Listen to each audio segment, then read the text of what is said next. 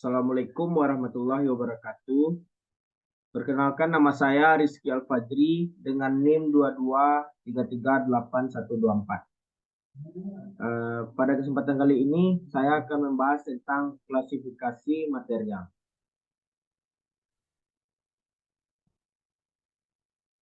Oke, kita awali dengan melihat gambar ini. Jadi, dalam satu buah kelahiran seorang manusia, di sini digambarkan seorang laki-laki itu dalam kehidupannya dia memerlukan 3,7 juta pounds, baik mineral, kemudian logam, atau mungkin bahan bakar. Jadi dalam kehidupan manusia itu digambarkan membutuhkan banyak sekali material yang digunakan. Ini diestimasikan sekian banyak. Dalam satu waktu manusia itu hidup, itu dihabiskan berbagai macam material. Di sini ada garam, atau mungkin emas, atau mungkin batu, kemudian ada baja, aluminium, dan lain sebagainya. Misalkan kita dalam sehari-hari menggunakan HP. HP itu bukan hanya plastik, melainkan ada logam, karet, dan macam-macam. Dan inilah penggambarannya gitu. Dan inilah membuktikan bahwa manusia itu sangat membutuhkan material. Dan material itu tidak sedikit dan sangat banyak. Tadi sudah dijelaskan di gambar tadi bahwa manusia itu membutuhkan berbagai macam jenis material. Dan juga jumlah material yang tidak sedikit dan sangat banyak. Dan di slide ini saya akan menjelaskan bagaimana tentang kaitan material dengan kehidupan dari manusia atau peradaban dari manusia. Yang pertama, material itu sangat berkaitan dengan kultur atau budaya. Jadi memang material yang ditemukan oleh manusia itu akan mempengaruhi budayanya. Begitu juga dengan poin yang kedua, bahwa perkembangan dari material itu sangat mempengaruhi peradaban, hampir sama. Tergantung dari material yang digunakan itu apa. Dulu kita juga mengenal bahwa ada zaman-zaman itu dikelompokkan materialnya. Ada zaman batu, ada zaman perunggu, ada zaman logam, dan lain sebagainya. Jadi ada penggolongan berdasarkan material apa yang ditemukan pada saat itu. Kemudian yang ketiga, yaitu perkembangan atau peradaban itu, perkembangannya sangat dipengaruhi oleh material digunakan maupun yang lagi dikembangkan. Contohnya yaitu teknologi yang berkembang saat ini. Entah itu HP atau kemajuan teknologi telekomunikasi gitu. Itu sangat mempengaruhi dari material yang sangat digunakan.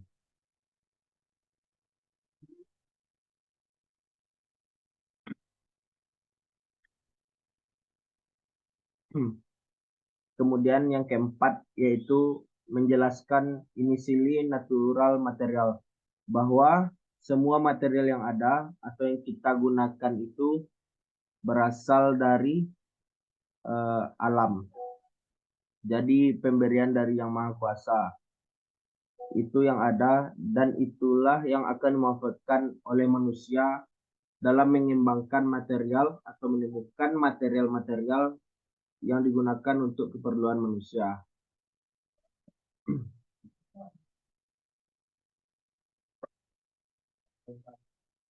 Nah, orang akan selalu mencari material dan selalu mengembangkan material-material yang nantinya itu akan memudahkan manusia, memudahkan atau meringankan dan lain sebagainya.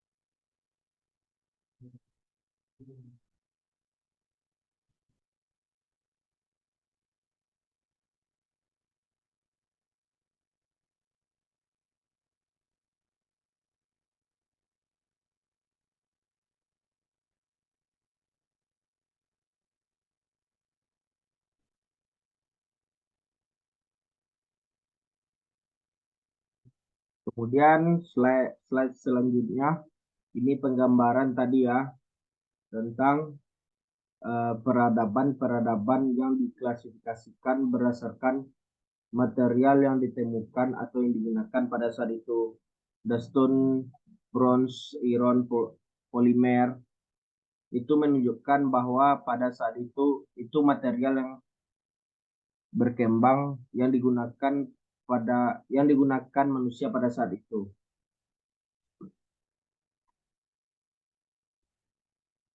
Yang menunjukkan bahwa material itu sangat mempengaruhi pada peradaban manusia pada saat itu. Dan yang di sebelah kanan ada firman dari Yang Maha Kuasa yang berbunyi, dan kami ciptakan besi yang padanya terdapat kekuatan yang hebat dan berbagai manfaat bagi manusia. Itu merupakan petunjuk bahwa memang besi itu sengaja diciptakan untuk dimanfaatkan sebaik-baiknya oleh manusia, terutama di bidang kita orang engineering, atau terutama di bidang pengelasan, dan ini akan berkaitan besar dengan material si atau logam.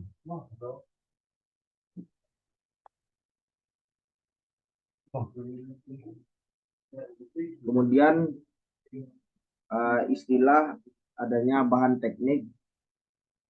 Bahan teknik itu adalah semua unsur atau zat yang berbentuk padat atau zat cair atau gas yang digunakan untuk kebutuhan dunia teknik atau industri. Entah itu bentuknya padat, cair, gas, dan lain sebagainya. Itu yang digunakan untuk kebutuhan dunia teknik, industri, itu disebut dengan bahan teknik. Contohnya bahan padat, ada logam, keramik, plastik, kaca, karet, kayu, dan lain sebagainya. Kemudian ada cair, pelumas, air, bensin, solar, dan lain sebagainya. Kalau gas, contohnya oksigen, asetilin hidrogen, CO2, dan lain-lain sebagainya.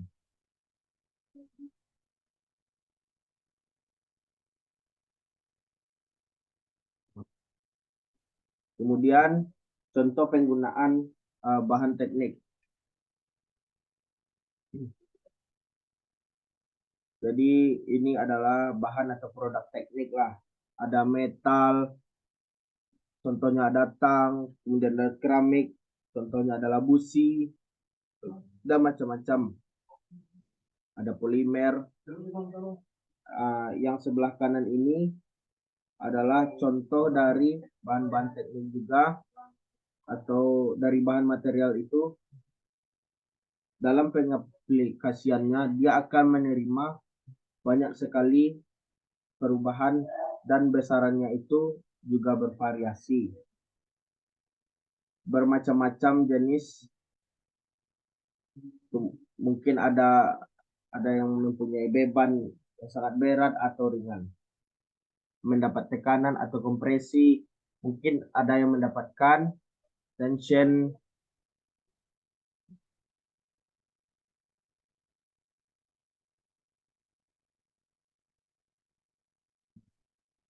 Kemudian slide selanjutnya, pentingnya belajar bahan teknik.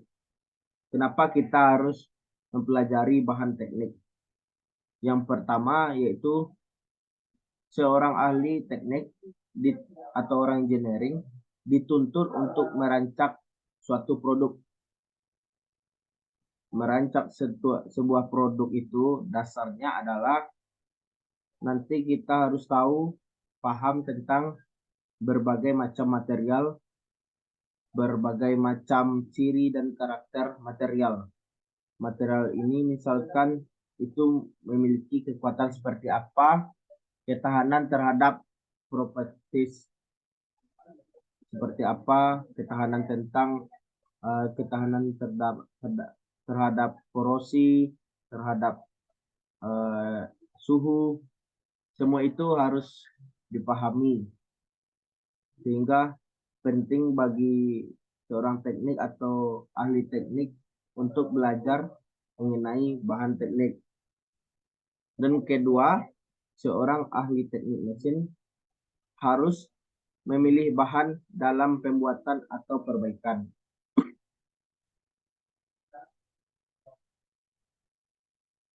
Pada umumnya semua orang engineering itu diminta untuk memilih bahan dalam pembuatan maupun perbaikan.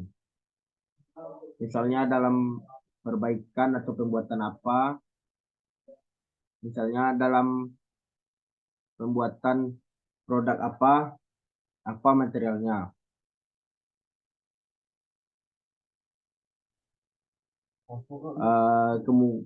Kemudian yang nomor 3 yaitu tuntutan ekonomi. Jadi pemilihan dari bahan atau material itu tidak lepas dari yang namanya ekonomi. Dari bagaimana fungsi dan harga itu saling optimal. Dari aspek fungsi itu juga berfungsi yang optimal.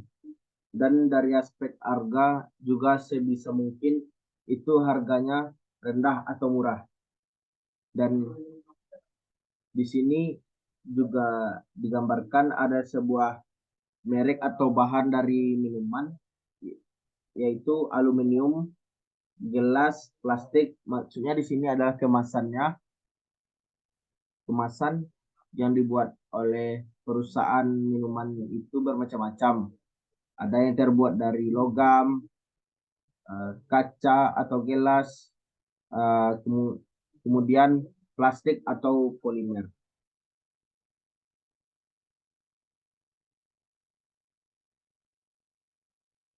Kemudian slide selanjutnya, konsep dalam sebuah material science.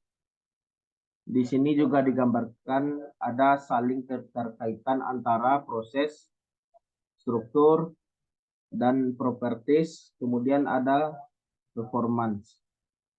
Kesemuanya ini saling berkaitan. Artinya, kalau kita mau mencari ujung dari sebuah material yang digunakan itu adalah memang pada performance. Performance itu bagaimana dia tangguhkah atau kuatkah terhadap korosi ketika nanti digunakan. Itu performanya seperti itu. Dalam mencapai performance yang diinginkan itu, maka kita harus tahu bagaimana propertiesnya. Properties itu sifat yang melekat pada material. Apakah dia nanti tahan korosi, tahan gesekan, misalkan ulet, dan lain sebagainya. Dari properties yang itu tadi, itu didapatkan dari struktur. Struktur dalam hal ini struktur mikro. Kita lihat dari secara mikrofis, yaitu bagaimana bentuk strukturnya. Nanti bentuk butirannya itu kecilkah, runcingkah, bentuknya segitiga kah, besarkah. itu akan mempengaruhi dari properties. Kemudian sebelum ke struktur itu harusnya diproses. Dengan kata lain, proses yang dilakukan pada sebuah material itu akan mempengaruhi struktur. Jadi kalau diurutkan secara urutan, maka proses dilakukan terhadap material itu akan mempengaruhi struktur. Struktur mikro dalam hal ini, struktur mikro itu akan menghasilkan properties. Properties itu sifatnya tahan terhadap korosi, tahan terhadap beban kecil, dan lain sebagainya.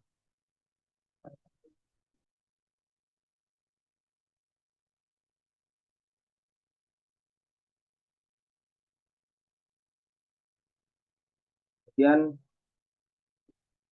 slide selanjutnya kemudian slide selanjutnya berikutnya ada gambar flowchart mengenai pemilihan dari material. Di sebelah kanan ini ada requirement. Requirement itu adalah permintaannya seperti apa.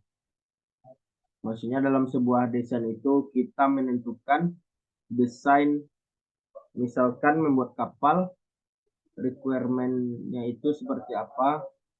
Requirement itu permintaannya, misalkan kapalnya ini harus memiliki kecepatan sekian, kemudian kapalnya ini nanti harus memiliki fasilitas seperti ini. Itu adalah dalam desain requirement. Dari requirement itu nanti orang akan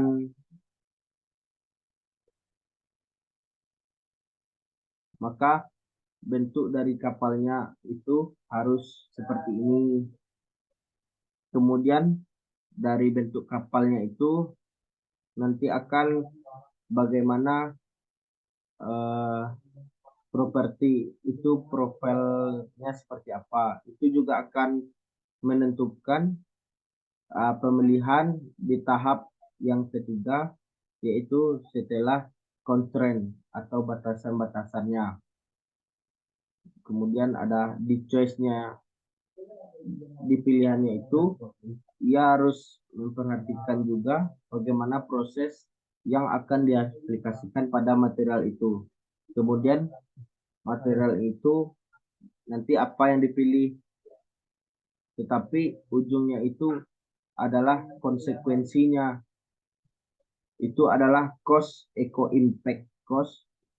Bagaimana dari pilihan yang kita tentukan tadi itu akan mempengaruhi terhadap harga dan juga tentang eco impact-nya. Itu maksudnya tentang adalah bagaimana terhadap tentang lingkungannya. Baru nanti di akhir pemilihannya diputuskan atau final choice.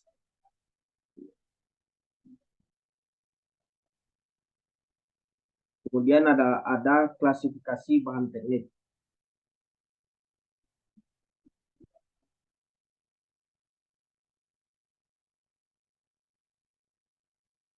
Klasifikasi bahan teknik yang pertama itu logam. Logam ada dua. Logam virus. Yang pertama logam virus itu adalah logam dan paduan yang mengandung besi sebagai unsur utama. Contohnya besi, baja, stainless steel, dan lain-lain. Dan yang kedua logam non besi atau non virus. Logam yang mengandung sedikit atau sama sekali tanpa kadar besi, contohnya AI, Cu, Zn, Ni, dan lain-lain. Logam terutama logam virus merupakan bahan yang paling banyak dipakai dalam dunia engineering atau teknik. Karena pada umumnya kuat, ulet, dan mudah dibuat dengan berbagai bentuk. Kemudian klasifikasi bahan teknik kedua yaitu keramik. Keramik adalah bahan yang berbentuk dari hasil senyawa antara satu atau lebih unsur-unsur logam termasuk Si dan Ge dengan satu atau lebih unsur-unsur anorganik bukan logam, contoh keramik, silikon oksida, aluminium oksida, kalsium oksida, magnesium oksida, kemudian kalium oksida dan natrium oksida. Kemudian yaitu yang selanjutnya adalah polimer. Polimer merupakan bahan yang tersusun dari monomer yang saling berikatan kovalen. Contoh polimer adalah polietilen, polipropilen, polivinil klorid, dan lain-lain.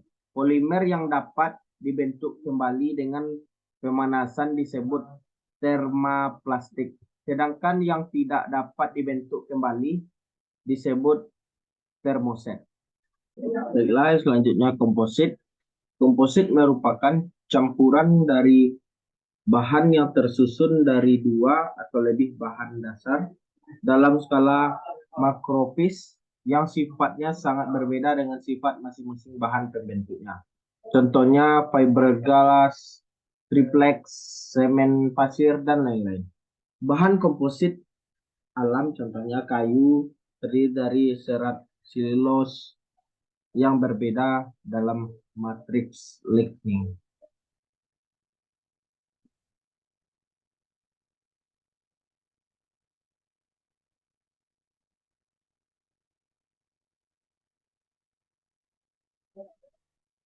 Kemudian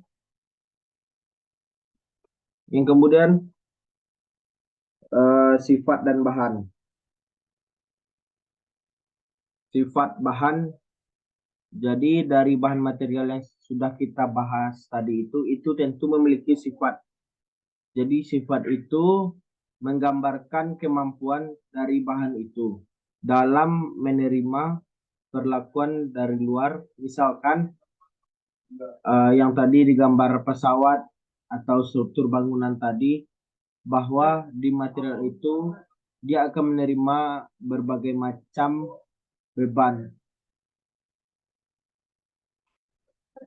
Nah, sifat dari bahan itu secara umum ada 6, yaitu sifat mekanik, sifat listrik, sifat termal atau panas, sifat magnet, sifat optik, sifat deterioratif. Nah, tadi yang saya gambar itu adalah sifat mekanis. Di bidang kita itu banyak yang membahas tentang sifat mekanis. Misalkannya kekerasannya, kemudian keuletannya, kemudian dia ya, ketangkasannya, kepadatannya. Itu contoh-contoh dari sifat mekanis yang nanti kita praktekkan. Kemudian ini adalah contoh taksonomi bahan teknik, yaitu di sini ada penggolongannya atau ada urutan dari material. Misalnya kingdomnya apa, kemudian ada familinya, kelasnya, subkelasnya, kemudian ada membernya, setelah member ada atributnya yang melekat pada material itu.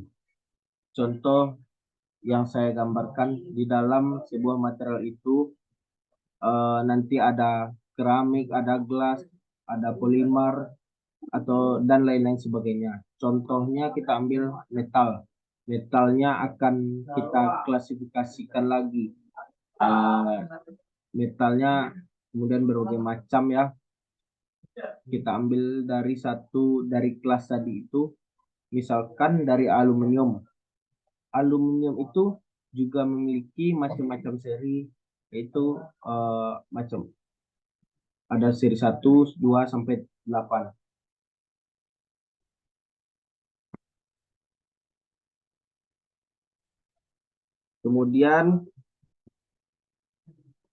Kemudian selanjutnya ada Slide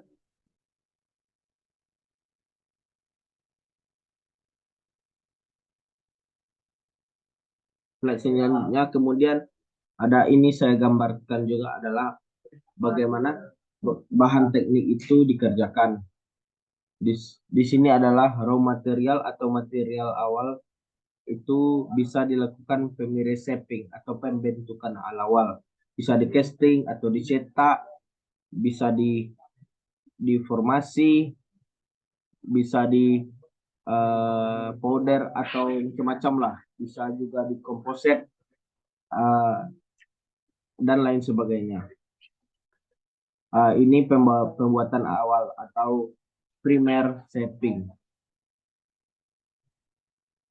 Kemudian ada secondary, ada di machining, misalnya ada di bubut kah, atau dilakukan atau pengepresan kah, atau di gerindra kah, atau heat ada bisa juga di treatment, bisa juga ditambah kekuatannya, ditambah kekerasannya, itu berbagai macam-macam.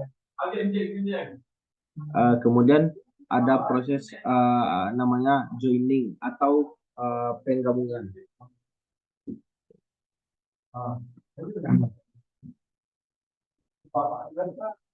Bisa dipoles, bisa di painting, dan juga macam-macam.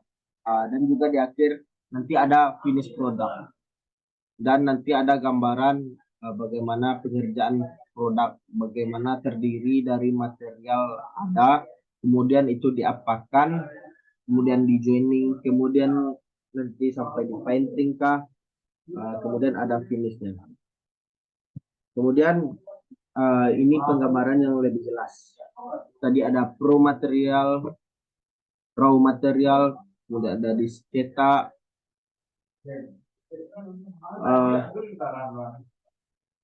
kemudian ada di roll, kemudian ada di secondary proses, yaitu kemudian ada joining.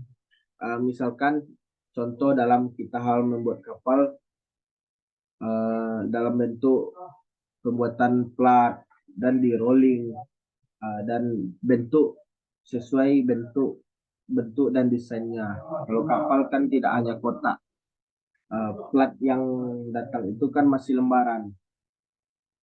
Kemudian itu dibentuk, mungkin dibentukkan heat treatment atau bisa dilakukan langsung proses joining. Bisa bilas juga, di press, di gerindra, di painting. Kemudian akhirnya nanti adalah finish product. Kualitas dan bahan dalam suatu produk menentukan harga produk. Baiklah, itu yang dapat saya sampaikan. Saya kalau ada kata salah, saya mohon maaf. Burung Irian Cendrawasih, cukup sekian, terima kasih. Assalamualaikum warahmatullahi wabarakatuh.